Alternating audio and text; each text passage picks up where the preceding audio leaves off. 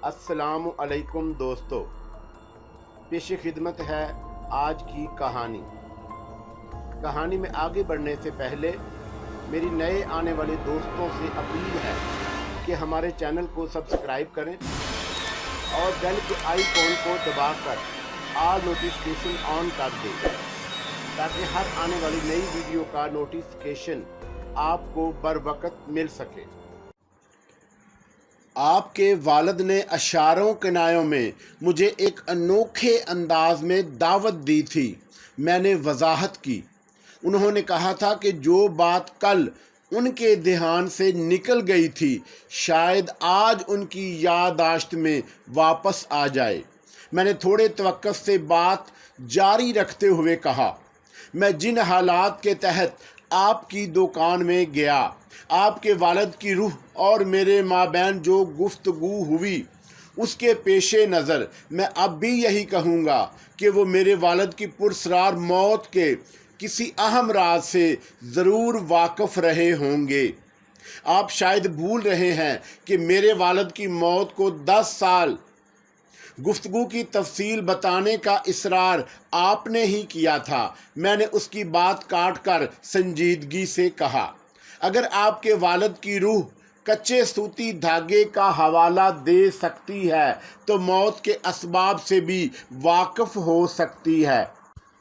लेकिन उन्होंने एक ख़ास मोड़ पर पहुंचकर खामोशी इख्तियार कर ली थी। उसने मुझे सवालिया नज़रों से देखा। उसके बारे में आप क्या कहेंगे? मुमकिन है आपके वालिद ने नसियान के मर्ज़ की जो बात की थी वो दुरुस्त हो। मैंने नौजवान को खंगालने की खातिर मैनी खेज अंदाज इख्तियार किया। ये भी करीने कियास है कि किसी खतरे के पेशे नज़र उन्होंने मज़ीद कुछ कहने से गुरेज किया हो। एक रूह को किसी से क्या ख़तरा लाहक हो सकता है? उसने दबी ज़ुबान में कहा। नसियान वाली बात वो दीदा दानिस्ता नज़र अंदाज कर गया।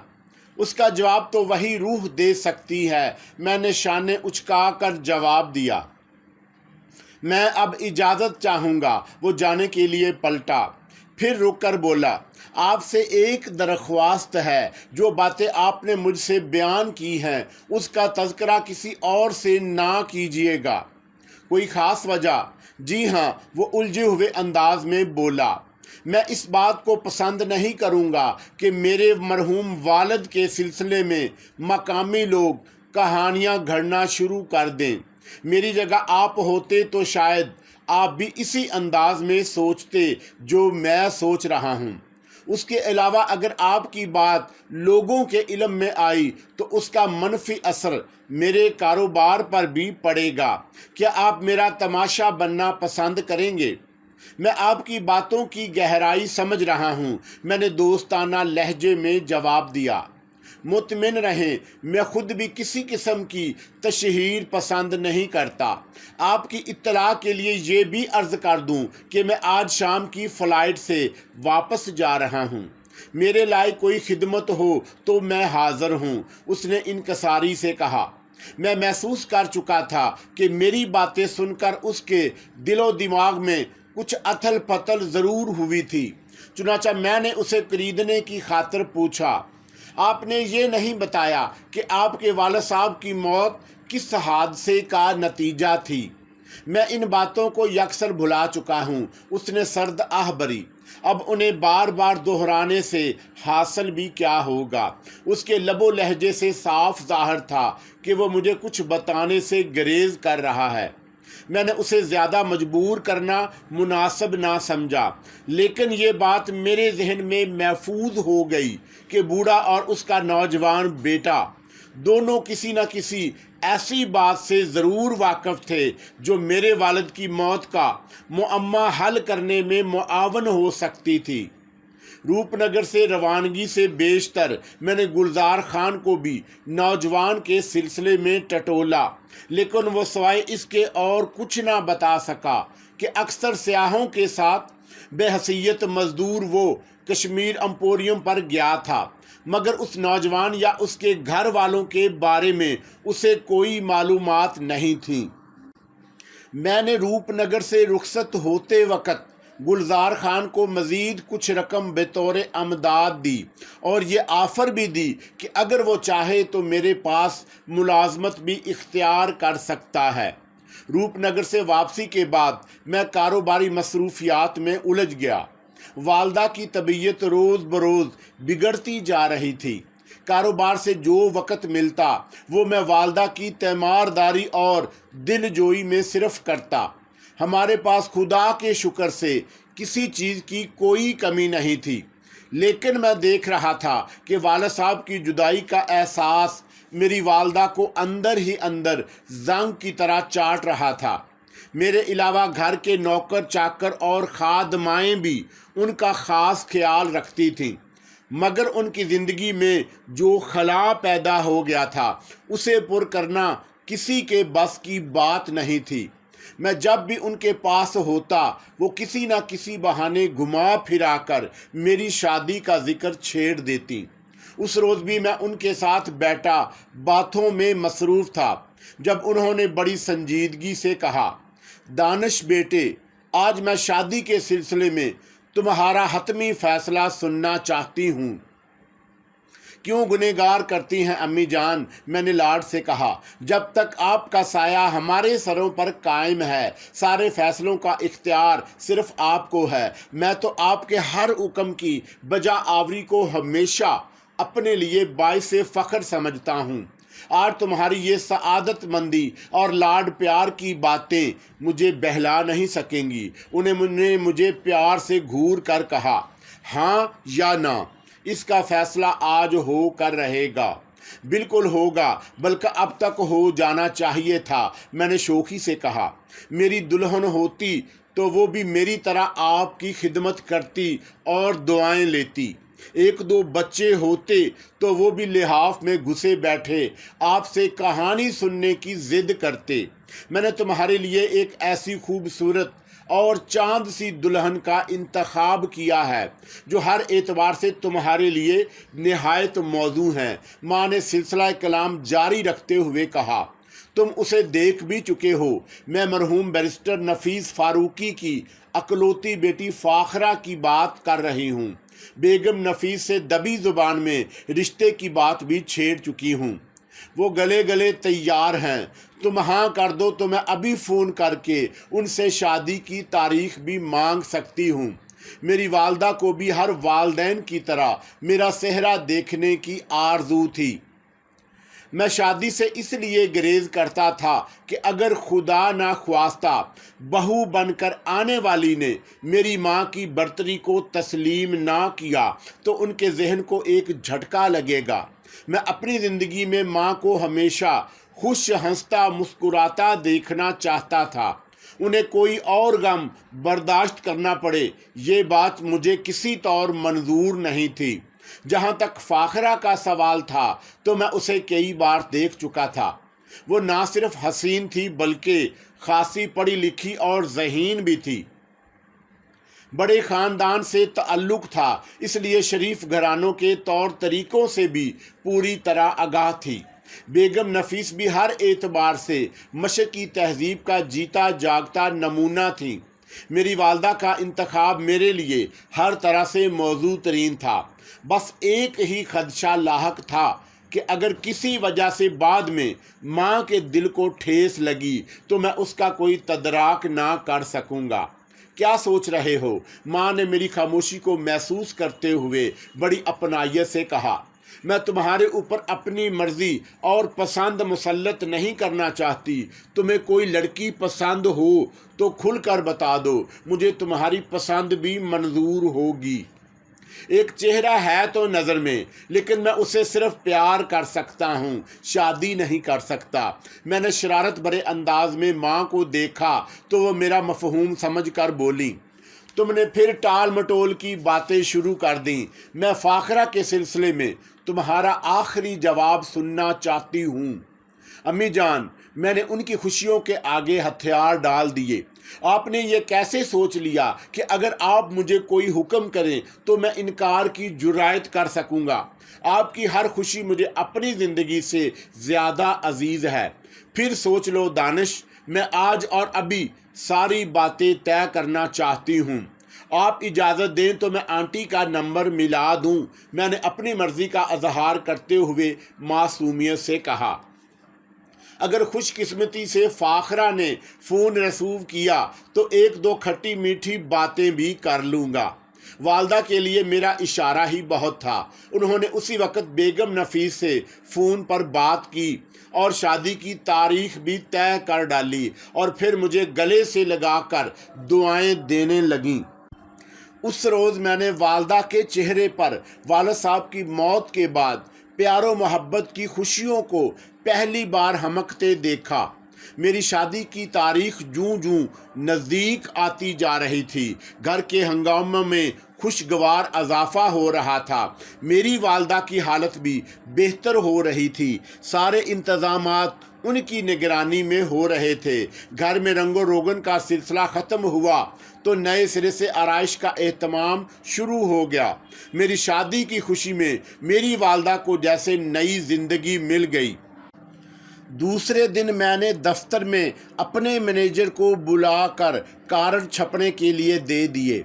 शादी में सिर्फ 1 महीना रह गया। मेरी वालदा ने तय कर लिया कि मेरी शादी पर ख़ानदान वालों के अलावा ज़्यादा से ज़्यादा वाकफ़कारों को भी मदऊ करेंगी। वो भरपूर अंदाज में मेरी शादी की खुशियाँ मनाना चाहती थीं। अपने वालिद की तरह मैं भी सादगी पसंद था, लेकिन माँ की खुशी की खातिर मैंने उनकी हर बात मानने की ठान रखी थी। डॉक्टरों का भी यही मशवरा था कि उन्हें ज़्यादा से ज़्यादा खुश रखा जाए। मैनेजर कार्ड के सिलसिले में ज़रूरी बातें नोट करने के बाद कमरे से चला गया तो मैं एक ज़रूरी फ़ाइल के मुताले में मसरूफ़ हो गया। कुछ देर बाद इंटरकॉम का बर्ज सुनकर मैंने रसूल उठा लिया। मेरी नज़रें बदस्तूर फाइल पर जमी रहीं।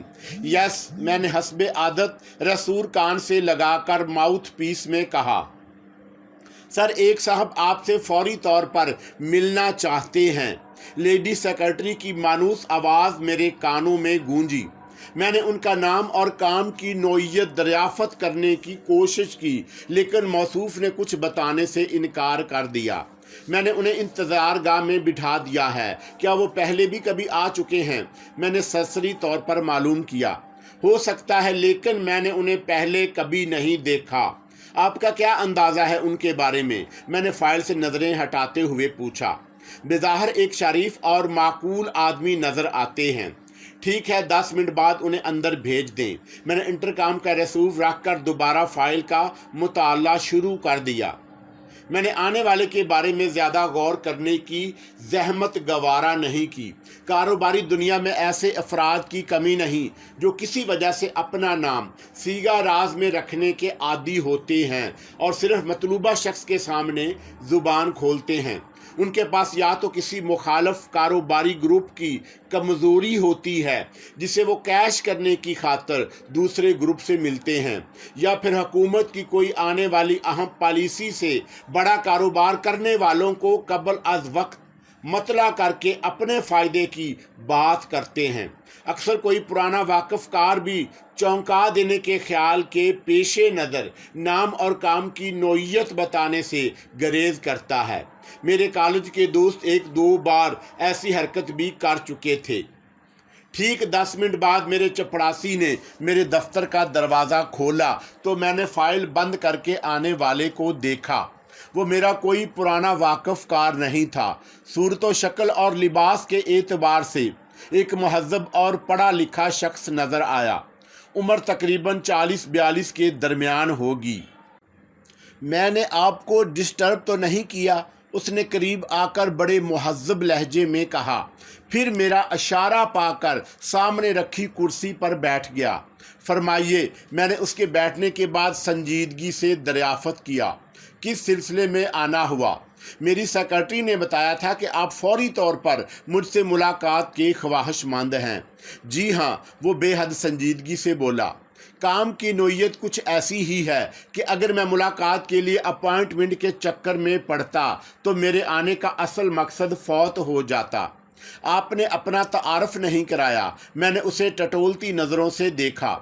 अगर मैं ये कहूँ कि मेरा नाम भी दानिश है तो क्या आप यकीन कर लेंगे? उसने बड़े मैनी खेज अंदाज में कहा। ना यकीन करने वाली क्या बात है, मैंने पहलू बदल कर जवाब दिया। दुनिया में एक ही नाम के बेशुमार आदमी भी हो सकते हैं, लेकिन अगर कोई दानिश नहीं होता। इस बार नवार्द ने कदरे चुभते हुए लहजे में कहा, दानिश से मेरी मुराद अक्ल और सूझबूझ भी हो सकती है। आप खासे दिलचस्प आदमी मालूम होते हैं। मैंने खुश्क और सपाट लहजा इख्तियार किया। मेरा मकसद उसे ये एहसास दिलाना था कि वो अपना और मेरा वक़्त बर्बाद करने की कोशिश कर रहा है। वो मेरी निगाहों का मफहूम भांप गया, मुस्कुरा कर बोला, मैं बिन बनाया बिलाया मेहमान ज़रूर हूँ, लेकिन अभी आपको मेरी अहमियत का अंदाज़ा नहीं। शायद इसीलिए आपको अपने दफ्तर में मेरी मौजूदगी गरां गुजर रही है। मैं गलत तो नहीं कह रहा। मैं आपके आखिरी जुमले की तरदीद नहीं करूँगा। मैंने इस बार बड़ी साफ गोई का मुजाहरा किया। ज़्यादा से ज़्यादा मैं आपको 2-3 मिनट और दे सकता हूँ। मेरा ख्याल है कि आप मुझे आपसे अपना बाकायदा तारुफ कराना चाहिए।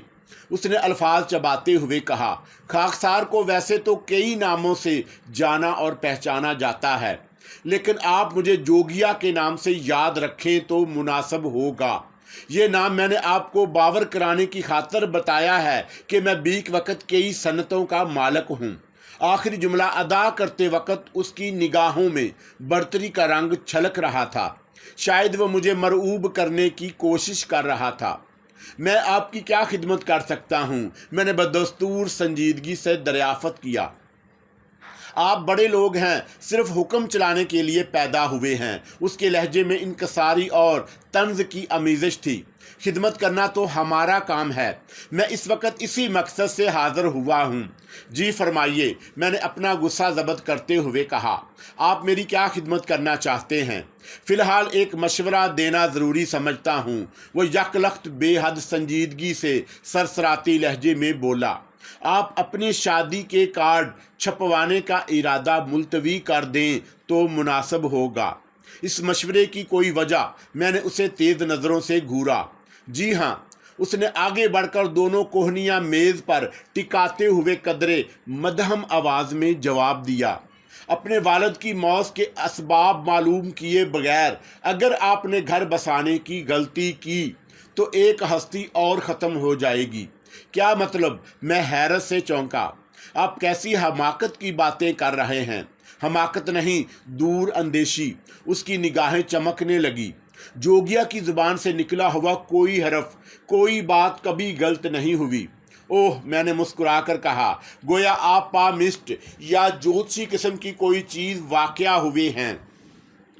मेरी बात गौर से सुनो। इसकी सेहत पर मेरे जहर खंड का कोई असर नहीं हुआ। तुमने मुझे 2 या 3 मिनट बर्दाश्त करने का इशारा दिया था। 2 मिनट गुजर चुके हैं। 1 मिनट में मैं तुम्हें मेरी ये बात ज़हन नशीन कर लेनी चाहिए कि किसी बेकसूर की ज़िंदगी से खेलने का इरादा तर्क कर दो, वरना फ़ाखरा की नागहानी मौत का सदमा तुम्हारी बीमार माँ को झंझोड़ कर रख देगा। क्या तुम ये पसंद करोगे? मेरा जहन चकरा कर रह गया। जोगिया के चेहरे पर गहरी संजीदगी मुसल्लत थी। उसकी सहर अंगेज आंखें मेरे चेहरे पर मरकूज थीं और मैं उन तमाम पहलुओं पर गौर कर रहा था जिसके पेशे नज़र उसने शादी मुलतवी करने का मशवरा दिया था। मुझे उसके अजीबोगरीब नाम की सेहत पर भी शुबा था। शायद वो किसी और के उकसाने पर मुझे शशोपंज में मुब्तला करने की गरज से आया था। ऐन मुमकिन था कि कोई दूसरा शख्स फ़ाखरा की मोहब्बत में गिरफ्तार हो, उसे मेरी और फ़ाखरा की शादी नामंजूर हो, वो मुझे किसी तरह दरमियान से हटाने का ख्वाहिशमंद हो। मेरे वालिद की मौत कोई ढकी छुपी बात नहीं थी।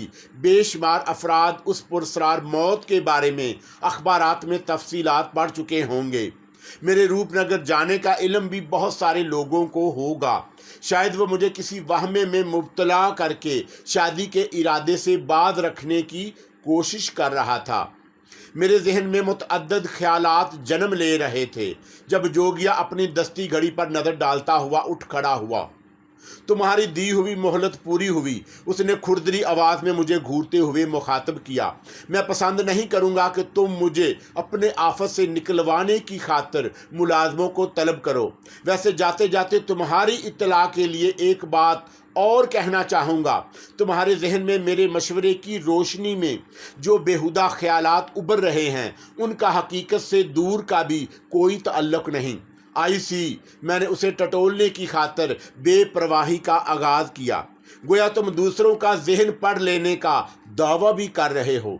3 मिनट पूरे हो चुके मिस्टर दानिश, उसने सर्द लहजे में कहा। अगर तुम इसरार करो तो मैं तुम्हारे फ़ायदे की खातिर अपना कुछ कीमती वक़्त और ज़ाया कर सकता हूँ। किसकी इमा पर आए हो? मैंने उसे तेज़ नज़रों से घूरा। फ़ाखरा के सिलसिले में किसी रकीब का तसव्वुर बेदस्तूर मेरे दिमाग में कुलबुला रहा था। मैं जोगिया की आमद का असल मकसद जानना चाहता था। कबीर अहमद की मौत का मुअम्मा हल करने की खातिर तुम्हें बहुत पापड़ बेलने पड़ेंगे। जोगिया ने मेरा सवाल नज़रअंदाज करते हुए मेरी आंखों में आंखें डालकर बड़ी संजीदगी से कहा। रूपनगर में कश्मीर एम्पोरियम पर तुम्हारा गैर इख्तियारी तौर पर जाना इत्तफाक नहीं था। बूढ़े की बेचैन रूह किसी कच्चे सूती धागे का हवाला देने के बाद अपनी याददाश्त से महरूम नहीं हुई थी। किसी शैतानी कुव्वत ने उसको ज़ुबान बंद रखने पर मजबूर कर दिया था। गुलजार खान ने तुमसे जिस सलामत खान का जिक्र किया था, उसका असल नाम रमेश है। और कुछ सुनना पसंद करोगे? मेरे जहन में बगोले चकराने लगे। जोगिया की कही हुई एक एक बात मेरे लिए हैरत अंगेज थी। वो जो कोई भी था, जिस रूप में भी था, यकीनन मावराई कुव्वतों का मालिक था। ना होता तो उसे बूढ़े और गुलजार खान की बातों का इल्म कभी ना होता। मेरे दफ्तर में उसकी आमद का मकसद वो नहीं था जो फौरी तौर पर मेरे जहन में उभरा था। उसने शादी को मुलतवी करने का मशवरा भी यकीनन कुछ सोच कर दिया था। बड़े वाज़ा अल्फाज में कहा था कि फ़ाखरा की नागहानी मौत मेरी माँ के वजूद को भी झंझोड़ देगी। मैं फटी फटी नज़रों से जोगिया को देख रहा था। मेरे जहन में कई सवालात उभर रहे थे। जोगिया कौन था? उसकी असलियत क्या थी? वो कश्मीर एम्पोरियम में मेरे और उस बूढ़े की पुरस्कार मुलाकात का हाल किस तरह जानता था, जबकि बूढ़े के बेटे ने इंकशाफ किया था कि उसके बाप को मरे 10 साल का अरसा गुजर चुका था। मेरी और गुलजार खान की गुफ्तगू की भिनक उसे किस तरह मिली? उसने सलामत खान के बारे में ये बात बड़े एतमाद से कही कि उसका असल नाम रमेश था। कौन था रमेश? वो उसके बारे में और क्या जानता था? और अगर जोगिया इन तमाम बातों से वाकफियत रखता था तो फिर उसे ये भी ज़रूर मालूम होगा कि रूपनगर में कश्मीर एम्पोरियम पर मिलने वाली बूढ़े की रूह कच्चे सूती धागे के बारे में मुझसे क्या इंकशाफ करना चाहती थी। वो शैतानी कुव्वत किसकी थी जिसने बूढ़े की ज़ुबान पर ताला लगा दिया था? जोगिया ने ये बात किस बुनियाद पर कही थी कि अगर मैंने वालिद मरहूम की मौत के असबाब मालूम किए बगैर शादी रचाने की कोशिश की तो फ़ाखरा नागहानी मौत का शिकार हो जाएगी। फ़ाखरा का मेरे वालिद की मौत से क्या ताल्लुक़ हो सकता था?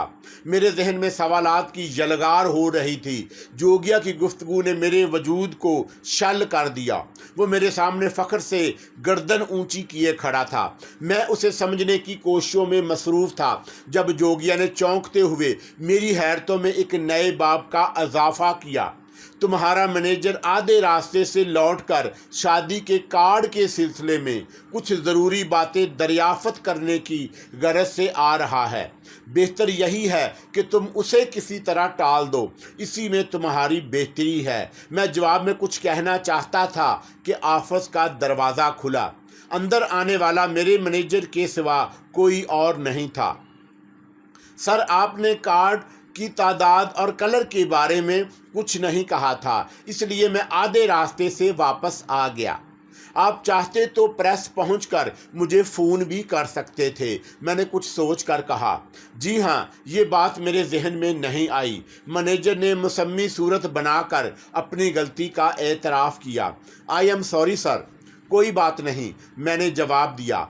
आप ये फ़ाइल यहीं रख दें, मैं घर जाते वक्त प्रेस हो लूँगा। शायद इस वक्त तक कार्ड में कोई रद्दो बदल और भी करनी पड़े। मैनेजर ने कार्ड की फ़ाइल खामोशी से मेज़ पर रखी, फिर उल्टे कदमों वापस चला गया। मैंने इस बात को ख़ास तौर पर महसूस किया कि मैनेजर ने एक बार भी जोगिया की तरफ नज़र उठाकर नहीं देखा, ना ही कमरे में उसकी मौजूदगी पर तवज्जो दी। क्या ये महज एक इत्तफाकी अमर था, या जोगिया ने अपनी मावराई कुव्वतों के ज़रिए अपने और मैनेजर के दरमियान कोई पर्दा डाल दिया था? अपने जहन पर ज़्यादा बोझ डालने की कोशिश मत करो। जोगिया मेरे दिल की कैफियत भांप गया। फ़िलहाल कोशिश करो कि फ़ाखरा से तुम्हारी शादी किसी भी बहाने टल जाए। क्या तुम इस सिलसिले में कोई रास्ता निकाल सकते हो? मैंने उसे खरीदने की कोशिश की। मैं इसके अलावा भी बहुत कुछ कर सकता हूँ, वो पुरस्कार लहजे में बोला। कश्मीर एम्पोरियम पर मिलने वाली बूढ़े की रूह मुझे किस राज से आगाह करना चाहती थी? मैंने पहलू बदल कर पूछा। तुमने एक अहम बात पर यकसर गौर नहीं किया, जोगिया ने मैनीखेज अंदाज में मुस्कुराते हुए कहा। वो क्या? तुम्हारे अंदाजे के मुताबिक अगर मैं मावराई कुव्वतों का मालिक हूँ तो मुझे तुम्हारी लेडी सेक्रेटरी का सहारा लेकर तुम तक पहुँचने की क्या ज़रूरत थी? इसका जवाब भी तुम बेहतर तौर पर दे सकते हो, मैंने निचला होंठ काटते हुए जवाब दिया। जो लोग मसलहतों को नज़रअंदाज कर देते हैं वो हमेशा लाइल्मी में ही शिकार हो जाते हैं। वो खिला में घूरने लगा। तुम्हारा इशारा किस सिमत है? मैंने धड़कते दिल से पूछा। क्या तुम वाकिफ़ हो कि मेरे वालिद की मौत किन हालात में हुई? उस कच्चे सूती धागे के पीछे किस नापाक कुव्वत का हाथ था? तुमने एक अहम गलती और की है, जोगिया ने मेरे सवाल को नज़रअंदाज करते हुए संजीदगी से कहा। वो गिफ्ट पैक अभी तक बंद पड़ा है जो तुम रूपनगर के साथ लाए थे। मैं समझा नहीं। मैंने उसे वजाहत तलब नज़रों से देखा। उसे पहली ही फुर्सत में खोल कर देखो, लेकिन इस सिलसिले में किसी और से कोई बात ना करना। मेरे मारे में भी अपने दिलो दिमाग के दरवाजे बंद कर लो तो बेहतर होगा, जोगिया ने बेहद संजीदगी से कहा, और फिर दूसरे ही लम्हे मेरी आंखों से उजल हो गया। हालात ने अचानक करवट बदली। उसने मेरे आसाब को झंझोड़ कर रख दिया और मैं ये सोचने पर मजबूर हो गया कि मेरे वालिद की मौत का मुअम्मा और पचीदगी इख्तियार करता जा रहा है। जो बातें जोगिया ने की थी वो गौर तलब थी, लेकिन डोर का कोई सिरा मेरे हाथ नहीं आया। बात खासी उलझ गई। मैं अगर रूपनगर ना गया होता तो शायद मेरी ज़िंदगी में वो पुरस्कार और हैरत अंगेज़ वाक़यात ना रूनुमा हुए होते जिनका जिक्र बाद में आएगा। ये भी मुमकिन था कि मैं भी लाइल्मी में हालात का शिकार हो जाता। बहरहाल वो ज़हनी इंतशार जो रूपनगर में कश्मीर एम्पोरियम से शुरू हुआ, जोगिया ने सामने आकर उसे और पुरइसरार बना दिया। उसने हर बात बड़े यकीन और एतमाद से की, लेकिन मेरे वालिद की मौत किन हालात में हुई, उसकी जिम्मेदारी किस पर आयद होती है? जोगिया ने भी इस अहम राज से पर्दा उठाने की ज़रूरत नहीं समझी। आखिर क्यों? क्या बूढ़े की तरह उस पर भी कुछ बंदिशें आयद हैं? क्या वो असल हालात से वाकिफ़ था? अगर वो ज़ुबान खोलने से मजबूर था तो फिर उसने सामने आने की गलती क्यों की? क्या वो सिर्फ फ़ाखरा की ज़िंदगी बचाने का ख्वाहिशमंद था? और जाते जाते उसने ख़ास तौर पर उस गिफ्ट पैक का हवाला क्यों दिया जो कश्मीर एम्पोरियम पर मिलने वाले बूढ़े ने तैयार किया था? जोगिया ने सामने आकर मेरा सुकून फिर बर्बाद कर दिया। मैं उस रोज़ मामूल से पहले दफ्तर से उठ गया। मैं सबसे बेशतर उस गिफ्ट पैक को देखना चाहता था जिसमें शतरंज और शिकार का डब्बा मौजूद था। वो दोनों चीज़ें मेरी पसंद की नहीं थी, इसीलिए रूपनगर से वापसी के बाद गिफ्ट पैक को स्टोर रूम में रख दिया। मैं जानना चाहता था कि उस दोनों चीज़ों में वो क्या ख़ास बात थी जिसकी वजह से जोगिया ने मुझे ज़ुबान बंद रखने की ताकीद की और ये भी हदायत की कि मैं उस शख्सियत के बारे में भी अपने दिलो दिमाग के दरवाजे बंद रखूं। क्या जोगिया पुरस्कार कुव्वतों का मालिक होने के बावजूद किसी से खौफज़दा था? मेरा जहन रास्ते भर कलाबाजी खाता रहा। शादी के कार्ड वाली फाइल मेरे बराबर वाली नशस्त पर पड़ी थी। मैंने माँ को खुश देखने और खुश रखने की खातिर शादी पर आमादगी का इजहार किया, लेकिन अब हालात ने एक नया रुख इख्तियार कर लिया। जोगिया ने बड़े यकीन से कहा था कि अगर मैंने अपने वालिद की मौत के असबाब मालूम किए बगैर शादी की तो फाखरा नागहानी मौत का शिकार हो जाएगी। मेरा रूपनगर जाने का मकसद सिर्फ यही था कि मैं अपने वालिद की मौत के मुअम्मे को हल करने के बाद सुकून से आइंदा ज़िंदगी के बारे में कोई फ़ैसला करता। मैंने घर में कदम रखा तो ड्राइंग रूम में बेगम नफीस और माँ को एक साथ बैठा देखकर मेरा माथा ठनका। आज तुम जल्दी कैसे आ गए? तुम्हारी तबीयत तो ठीक है? माँ ने मेरे चेहरे पर नज़र डालते हुए दरियाफ़त किया। आप लोगों की दुआओं से बिल्कुल ठीक हूँ, मैंने बेगम नफीस को सलाम करते हुए जवाब दिया। फिर माँ के करीब ही बैठ गया। कारोबार कैसा चल रहा है? बेगम नफीस ने बराह रास्त मुझे मुखातब किया। खुदा का शुक्र है कि अभी तक कोई दुश्वारी पेश नहीं आई। तुमने शादी के कार्ड तो छपने के लिए नहीं दिए? माँ ने सवाल किया तो मैं एक लम्हे को कसमसा कर रह गया। फाइल मेरे साथ ही है, मैंने संभल कर जवाब दिया। कल किसी वक्त प्रेस पहुंचा दूंगा। अच्छा हुआ तुमने जल्दी नहीं की, बेगम नफीस दबी ज़बान में बोली। दरअसल कुछ मजबूरी ऐसी पेश आ गई है कि मैं तुम्हारी वालदा से 1-2 महीने की मोहलत और मांगने आई हूँ। सब खैरियत तो है ना? मैंने चौंक कर दरियाफ़त किया। ऐसी कोई ख़ास बात नहीं, उन्होंने जवाब दिया। तुम्हारे अंकल के दूर परे के एक अजीज़ लंदन में तिमवील बीमारी के बाद इंतकाल कर गए हैं। इसीलिए मैं चाहती हूँ कि कम अज़ कम उनके 40वें तक कोई खुशी की तकरीब ना हो तो मुनासिब होगा। मैंने जवाब देने की बजाय माँ की तरफ देखा। तुम्हारी आंटी की मजबूरी ऐसी है कि मैं उसे ज़ोर भी नहीं दे सकती, वरना मैं तो चाहती थी फाखरा जितनी जल्दी आकर अपना घर संभाल ले उतना ही अच्छा है। माँ ने संजीदगी से कहा तो मेरे जहन के उफक पर जोगिया का तस्वर उभर आया।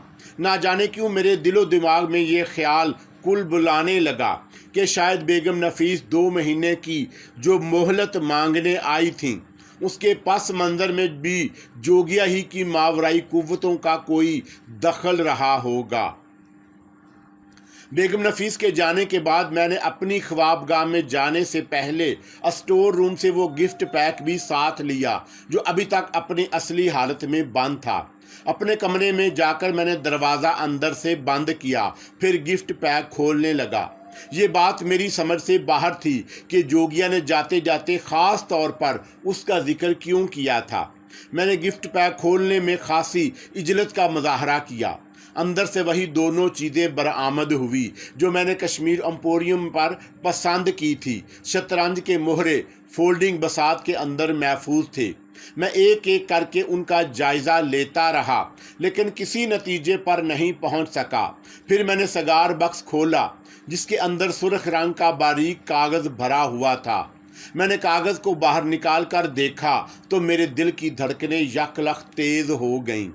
सुर्ख कागज़ में लिपटा हुआ बेमुश्किल 1.5 इंच का वो हल्का फुल्का पेपर वेट मेरी तवज्जो का मरकज़ बन गया, जिसके अंदर रकीक सियाल मौजूद था और इस सियाल में एक बच्चे की आंख तैर रही थी। इस किस्म के छोटे मोटे गिफ्ट आइटम बाजार में जा बजा दस्तयाब थे, लेकिन मेरी नज़रें बच्चे की उस आंख पर जम गईं जो मसनूई होने की बजाय जीती जागती महसूस हो रही थी। उसमें कोई हरकत नज़र नहीं आई, मगर यूं लगता था जैसे आंख की पुतलियां अचानक अपने हलके में गर्दश शुरू कर देंगी। उसकी पलकें भी कुदरती लग रही थीं और मुझे ऐसा महसूस हुआ जैसे 4-5 साल के किसी मासूम बच्चे की वो आंख मुझे सवालिया नज़रों से घूर रही हो। उस एहसास के साथ ही मेरे जहन में जोगिया के कहे हुए आखिरी जुमले सदाए बाज गश्त बनकर गूंजने लगे। मेरा दिल गवाही दे रहा था कि जोगिया का इशारा यकीनन इसी पेपर वेट की तरफ होगा जिसका सगार बक्स में मौजूद होना मेरे इल्म से भी बाहर था। कश्मीर एम्पोरियम पर मिलने वाले बूढ़े की पुरअसरार शख्सियत ने इस सगार बक्स को शो केस से निकाल कर खोले बगैर गिफ्ट पैक में बंद कर दिया। क्या वो इस पेपर वेट की मौजूदगी से वाकिफ था? बच्चे की आंख ज़रूर किसी मखसूस अहमियत की हामिल होगी, वरना जोगिया को ख़ास तौर पर गिफ्ट पैक का हवाला देने की क्या ज़रूरत थी। मैं खासी देर तक उस मुख्तसर पेपर वेट को उलट पलट कर मुख्तलिफ जावियों से देखता रहा। मुमकिन है कि वो मेरा वहम हो, लेकिन बच्चे की वो आंख हर जाविये से मुझे अपने वजूद में चुभती महसूस हुई। मैंने उस पेपर वेट को अपने कपड़े की अलमारी में छुपा कर रख दिया और नहाने के इरादे से गुस्ल खाने में चला गया। रात के खाने पर मेरी वालदा ने फिर मेरी शादी का जिक्र एक नए अंदाज से छेड़ा। दानिश बेटे, उन्होंने बड़ी संजीदगी से कहा, खुदा के हर काम में उसकी कोई ना कोई मसलहत ज़रूर कार फरमा होती है जो बंदा कबल अज़ वक्त नहीं समझ सकता। लेकिन मेरा ख्याल है कि बेगम नफीस ने शादी के वक्ती अल्तवा के सिलसिले में जो बात कही है वो दुरुस्त नहीं। क्या मतलब? मैं चौंके बगैर ना रह सका। ज़रूरी नहीं कि मेरा अंदाज़ा दुरुस्त हो, माँ ने कुछ तवक्कुफ़ से जवाब दिया। तुम जानते हो कि तुम्हारे वालिद के बैरिस्टर नफीस से कितने गहरे और पुराने मरासम कायम हैं। बेगम नफीस को मैंने हमेशा अपना हमनवा पाया। मेरे और उनके दरमियान कभी कोई गलतफहमी भी नहीं पैदा हुई। तुम्हारे वालिद की मौत के बाद हमारे दरमियान दोस्ती का रिश्ता कम होने की बजाय और मुस्तहकम हो गया। मैं ये भी जानती हूँ कि फाखरा के लिए तुम्हें शुरू से पसंद करती हूँ। माँ सांस लेने की खातर एक सानियों को खामोश हुई, फिर अपनी बात जारी रखते हुए बोली, मैं ये भी जानती हूँ कि तुम और फाखरा एक दूसरे को पसंद करते हो। मुझे यकीन है कि तुम दोनों की शादी खुशगवार मुस्तकबल का पेश खीमा साबित होगी। मगर उन तमाम बातों के बावजूद मुझे आज ऐसा महसूस हुआ जैसे बेगम नफीस ने मुझसे कोई बात पोशीदा रखने की कोशिश की है। माँ कुछ कहते कहते खामोश हो गई तो मेरी तशवीश दो चंद हो गई। उनके चेहरे पर तारी असरात इस बात की गमाजी कर रहे थे कि वह मुझे कोई बात बताते हुए हचकचा रही हैं। क्या आपके ख्याल में उन्होंने अपने शोहर के किसी अजीज़ की मौत वाली बात? नहीं, माँ ने मेरा जुमला काटते हुए कहा, ऐसी भी कोई बात नहीं। बेगम नफीस ने जो कुछ कहा है वो दुरुस्त ही होगा। फिर आपको किस बात की तशवीश है? मैंने बेपरवाही का मुजाहरा किया। शादी 2 माह आगे बढ़ जाएगी तो दोनों ही ख़ानदानों को ज़्यादा तैयारी का मौका मिल जाएगा।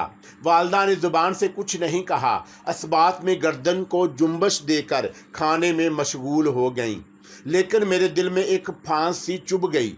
माँ ने जो बात छेड़ी थी वो बिला मकसद नहीं हो सकती। वो मुझे कुछ बताना चाहती थी, कोई ख़ास बात, लेकिन किसी ख्याल के पेशे नज़र उन्होंने अपना इरादा तर्क कर दिया। मैंने बिला वजह माँ को खरीदना मुनासिब नहीं समझा और वो कुछ देर बाद नॉर्मल हो गईं। मैं घड़ी पर नज़र डालता हुआ उठ खड़ा हुआ। वक़्त की पाबंदी का एहसास मुझे अपने मरहूम वालिद में से वर्से में मिला था। मैं रोशनियाँ गुल करके स्टडी से बाहर आया।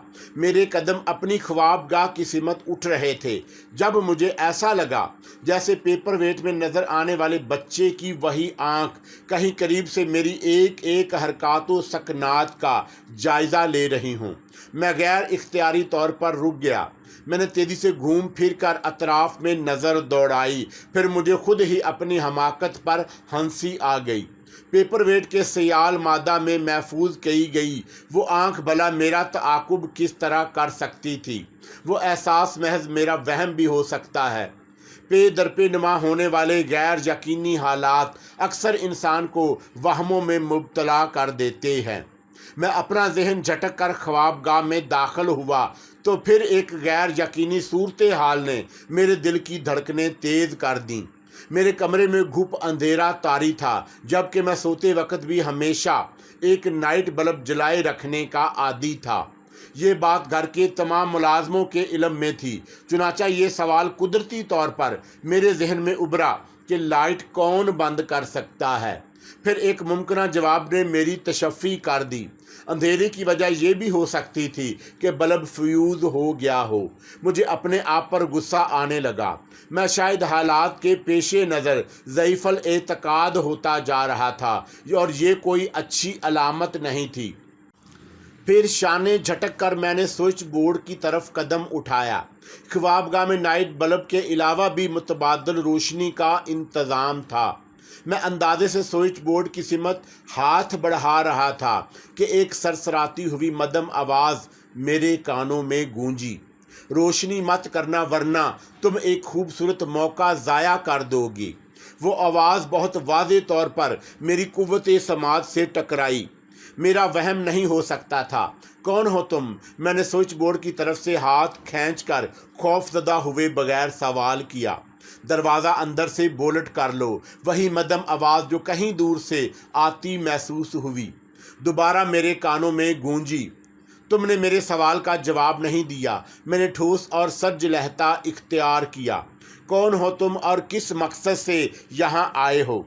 अंधेरे से आने वाली साइलेंसर लगे पिस्तौल की कोई गोली मेरे वजूद को पल भर में मौत से हमकिनार कर सकती थी। असूली तौर पर कमरे में किसी की मौजूदगी का एहसास होते ही मुझे वहाँ से निकल जाना चाहिए था, लेकिन ना जाने क्यों मैंने मौका से फरार होने के बारे में गौर ना किया। खतरे के किसी एहसास ने मेरे जहन के किसी गोशे में भी भाग निकलने का ख्याल पैदा नहीं हुआ। ये भी मुमकिन था कि मैं चौंका पहली बार ऐसी किसी सूरत हाल से दो चार हुआ था, इसलिए मुझे उसके दूर रस संगीन और ख़तरनाक नताइज की फौरी तौर पर कोई फ़िक्र लाहक नहीं हुई। दरवाज़ा बंद करके दोबारा उस पेपर वेट को निकाल कर देखो, शायद तुम्हारी कोई मुश्किल आसान हो जाए। मदम और सपाट आवाज़ ने दोबारा मेरा सवाल नज़रअंदाज करके जवाब दिया। उस आवाज़ में कर्ब की आमेज़श भी थी। पेपर वेट के हवाले ने मेरी रगों में दौड़ते हुए खून की गर्दिश तेज़ कर दी। एक लम्हे को मैं अपनी जगह से साख्तो जामद खड़ा दिल की धड़कनों पर काबू पाता रहा। फिर मैंने हिम्मत से काम लेकर ख्वाबगाह का दरवाज़ा अंदर से बंद कर दिया और अंदाजे से कपड़ों की अलमारी की जानब कदम बढ़ाने लगा, जहां मैंने सगार बक्स से बरामद होने वाले पेपर वेट को छुपा दिया था। मतलूबा अलमारी के करीब पहुंचकर मेरे कदम रुक गए। कमरे में तारी घुप अंधेरा मेरी नज़रों के सामने से आहिस्ता आहिस्ता छट रहा था। शायद इसीलिए मैं अपनी ख्वाबगाह के एक एक गोशे से वाकिफ़ था। दूसरी वजह यह भी थी कि बाहर होने वाली रोशनी मेरे कमरे के एक रोशनदान पर चमक रही थी। इस धुंधली रोशनी का वजूद भी मेरी बेनाई को खुद एतमादी बख्श रहा था। मैंने हाथ बढ़ाकर अलमारी का दरवाज़ा खोला तो चौंके बगैर ना रह सका। 1.5 इंच का वो पेपर वेट जिसे मैंने खुद अपने हाथों से अलमारी के अंदरूनी गोशे में मुख्तलिफ चीज़ों के नीचे छुपा दिया था, बिल्कुल मेरी निगाहों के सामने मौजूद था। पेपर वेट पूरी तरह रोशन था और रोशनी में वो आँख किसी जिंदा आँख की मानद गर्दिश करती नजर आई। उसकी पुतली अपने हलकों के दरमियान हैरत अंगेज तौर पर हरकत करती हुई दिखाई दे रही थी।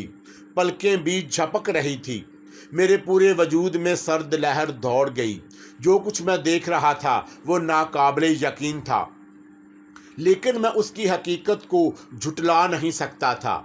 मेरी पूरी तवज्जो उस आंख पर मरकूज थी जो किसी जिंदा बच्चे की आंख की तरह गर्दिश करते करते अचानक चेहरे पर आकर जम गईं।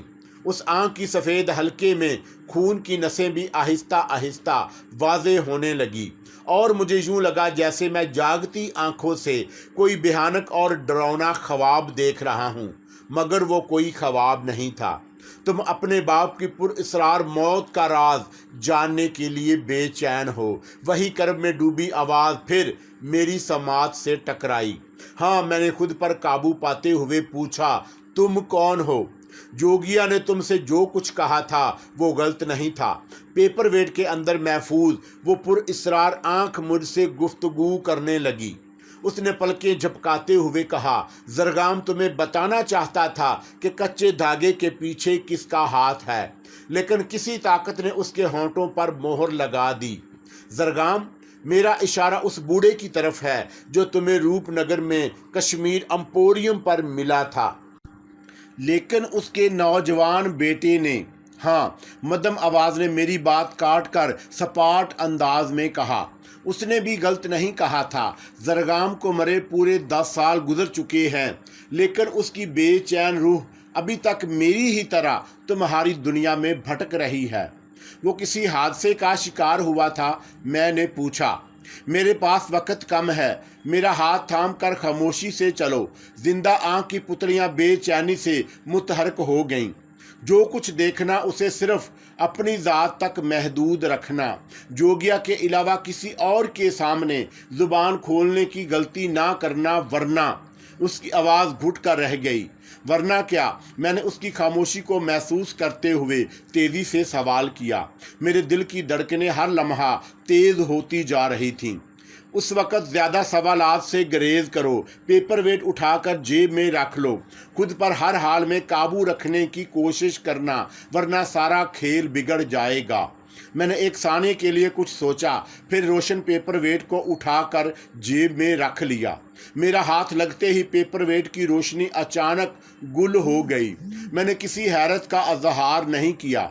रूपनगर में कश्मीर एम्पोरियम में जरगाम से होने वाली मुलाकात के बाद से जो कुछ हो रहा था, हैरत अंगेज और नाकाबिले यकीन ही था। किसी जिंदा इंसानी आंख का एक पेपर वेट में इस तरह बंद होना कि उसमें जिंदगी की हरारतें बाकी रहें, नामुमकिन था। पेपर वेट को जेब में डालने के बाद मैं अकली घोड़े दौड़ाने के बारे में गौर कर रहा था जब मैंने महसूस किया कि किसी बच्चे के हाथ की अस्तखवानी उंगलियों ने मेरी सीधी कलाई पर अपनी गिरफ्त जमा ली हो। वो उंगलियां गोश्त पोश्त की कैद से यकसर आज़ाद थीं। उनकी मजबूत गिरफ्त मुझे अपनी कलाई में चुभती महसूस हुई। मेरे जहन पर गनूदगी का गलबा इतनी सूरत से हुआ कि मैं अपने आप को उन करख्त उंगलियों की कैद से छुड़ाने की कोशिश ना कर सका, और फिर जो कुछ हुआ उसकी रूदाद भी मेरी समझ से बाला तर है। मैं गनूदगी की हालत में 2-4 कदम उठाता हुआ अपने बंगले के अकबी हिस्से की तरफ जा रहा था। कोई नादीदा कुव्वत मेरे आसाब पर पूरी तरह हावी थी। मैं देख सकता था, सुन सकता था, लेकिन अपने किसी इरादे पर अमल करने से कासर था। मावराई कुव्वतों ने मुझे पूरी तरह अपने काबू में कर रखा था।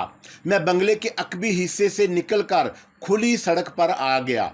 फिर मुझे यूं लगा जैसे मेरे कदम ज़मीन से उठ गए हों। उसके साथ ही हवा की शाएं शाएं की तेज़ आवाज़ मेरे कानों में गूंजने लगी। ऐसे लग रहा था जैसे मैं बर्क रफ्तारी से फ़िज़ा में परवाज़ कर रहा हूँ। वक़्त की रफ्तार भी हवा से बातें करने लगी। कभी सुबह का मलजगा अंधेरा, कभी सूरज की तेज़ रोशनी की तमाज़त, शाम का झटपटा अंधेरा, रात की तारीकी, कभी चांद और सितारों का नज़र आकर गायब हो जाना, कभी दिन के उजाले का तेज़ी से फैलकर अंधेरों में मदगम हो जाना। सब कुछ तिलस्मी और नाकाबिले यकीन था। सूखी हड्डियों वाली उंगलियों की गिरफ्त की नाकाबिले बर्दाश्त चुभन बढ़ती जा रही थी। शायद इस तकलीफ़ की शिद्दत का एहसास ही मेरे जहन को मफलूज करने का सबब था। लेकिन एक हैरत अंगेज़ बात और भी थी। मेरी आंखों में एक लम्हे को भी नींद का खमार नहीं उभरा। मुझे हर शय धुंधली धुंधली नज़र आई। वक़्त गुजरने का एहसास भी मनकूद हो गया। बच्चे की पुरस्रार आंख ने मुझे खामोश रहने की ताकीद की थी। उसने मना ना किया होता तो शायद तब भी मेरी कुव्वते गुफ्तार मेरा साथ ना देती। मैं किसी सहाराना जाल में बुरी तरह जकड़ कर बेबसी का शिकार हो गया। जब कर्ब में डूबी हुई वही मदहम आवाज़ सरगोशी बनकर मेरे कानों में गूंजी, मेरी हदायत को फरामोश मत करना, अपनी ज़ुबान को काबू में करना, वरना सारा खेल खराब हो जाएगा। मैंने जवाब देने की कोशिश की। चुप रहते रहते मेरा दम घुटने लगा, मगर कुव्वते गोयाई ने मेरा साथ नहीं दिया। میں فضا میں معلق کسی سیارے کی طرح تیرتا رہا۔ پھر مجھے ایک جھٹکا سا لگا، میری نظروں کے سامنے دھندلے کی چادر یک لخت سرک گئی۔ مجھے کرب و جوار کی ہر شے نہایت صاف اور واضح نظر آنے لگی۔ میں کسی عمارت کے زمین دوز تہ خانے میں کھڑا تھا، جہاں ایک طرف کاٹھ کباڑ جمع تھا اور دوسری طرف پختہ زمین پر ایک عورت اس قدر کم پسندی کی عالم میں بے یار و مددگار پڑی تھی کہ اسے دیکھتے ہی مجھے جھرجھری آ گئی۔ میری نظریں اس کے وجود پر جم کر رہ گئیں۔ اس کے جسم پر کپڑے کی ایک معمولی سی دھجی بھی نظر نہیں آئی، لیکن مادرزاد برہنہ ہونے کے باوجود اس کے اندر ایسی کشش بھی باقی نہیں رہ گئی جو کسی جنس مخالف کی رگوں میں دوڑتے ہوئے خون میں کوئی گرمی یا حرارت پیدا کر سکتی۔ اگر اس کی آنکھیں کھلی نہ ہوتی اور گردن سے اوپر کا حصہ صحیح سلامت نہ ہوتا تو میں اسے کسی بد نصیب عورت کی جلی ہوئی لاش ہی سمجھتا۔ اس کے پورے جسم پر بڑے بڑے آبلے موجود تھے۔ اس کے چہرے پر موت کی حسرتیں تڑپتی نظر آ رہی تھیں۔ اس کی بے نور آنکھیں چھت پر مرکوز تھیں۔ تھوڑے تھوڑے وقفے سے اس کی پلکیں جھپکتیں، پھر وہ سوکھے ہوئے حلق سے ایک کربناک سسکی لے کر دوبارہ چھت کو ٹکٹکی باندھے دیکھنے لگتی۔ وہ ظاہری حالت میں اپنی عمر سے کہیں زیادہ نظر آ رہی تھی۔ مجھے نہیں معلوم کہ وہ اس حال تک کس جرم کی پاداش میں پہنچی، لیکن اس کے وجود کا کھنڈر اس بات کی نشاندہی کر رہا تھا کہ عمارت کبھی بہت حسین رہی ہوگی۔ وہ جن لوگوں کی قید میں تھی وہ یقیناً خونی درندوں سے زیادہ بے رحم ہوں گے۔ اگر ان میں انسانیت ہوتی تو اسے مسلسل اذیتیں دینے کی بجائے ایک ہی بار گولی مار کر یا گلا گھونٹ کر ختم کر چکے ہوتے۔ میں کسی بے جان مجسمے کی مانند خاموش کھڑا اسے دیکھتا رہا۔ میرے اوپر سکتے کی کیفیت طاری تھی۔ ایک انجان خوف مجھے پسینہ پسینہ کر رہا تھا۔ وہ عورت کون تھی؟ مجھے اس جگہ کیوں لایا گیا؟ کیا میں ہوش میں تھا یا کسی خواب کی کیفیت میں؟ ابھی میرے ذہن میں مختلف سوالات گڈ مڈ ہو رہے تھے کہ دو ہٹے کٹے پجاری، جن کی نگاہوں سے نفرت، حقارت اور درندگی جھانک رہی تھی، تہ خانے کا واحد دروازہ کھول کر اندر داخل ہوئے۔ میں ایسے زاویے پر کھڑا تھا کہ ان کی نگاہوں میں نہیں آ سکا۔ یہ بھی ممکن تھا کہ تہ خانے میں میری موجودگی چونکہ ان کے وہم و گمان میں بھی نہیں آ سکتی تھی، اس لیے انہوں نے عورت کے سوا کسی اور طرف دیکھنے یا متوجہ ہونے کی ضرورت ہی نہ محسوس کی ہو۔ میں دم سادے خاموش کھڑا رہا۔ وہ قدم اٹھاتے عورت کے قریب جا کر رک گئے۔ تم؟ عورت کے ہونٹوں سے درد بھری آواز ابھری۔ اب کیا لینے آئے ہو؟ کیا تمہارا من ابھی تک شانت نہیں ہوا؟ نہیں، دراز قد پجاری نے بڑے سرد لہجے میں جواب دیا۔ جب تک تیرے پلید شریر اور گندی آتما کا سمبد قائم ہے ہم شانت نہیں ہو سکتے۔ اس کا کارن تو بھی جانتی ہے کلنکنی۔ اگر میں کلنکنی ہوں، پاپن ہوں، تو تم دونوں ایک ہی بار میرا کریا کرم کیوں نہیں کر دیتے؟ عورت نے تڑپ کر کہا۔ بار بار میرے زخموں پر نمک چھڑکنے کیوں آ جاتے ہو؟ چنتا مت کر، ہم تیری یہ آشا بھی پوری کر دیں گے، پرنتو تجھے پہلے اپنی زبان کھولنا پڑے گی۔ دوسرے پجاری کے لہجے میں بھی عورت کے لیے رحم کا کوئی جذبہ نہیں تھا۔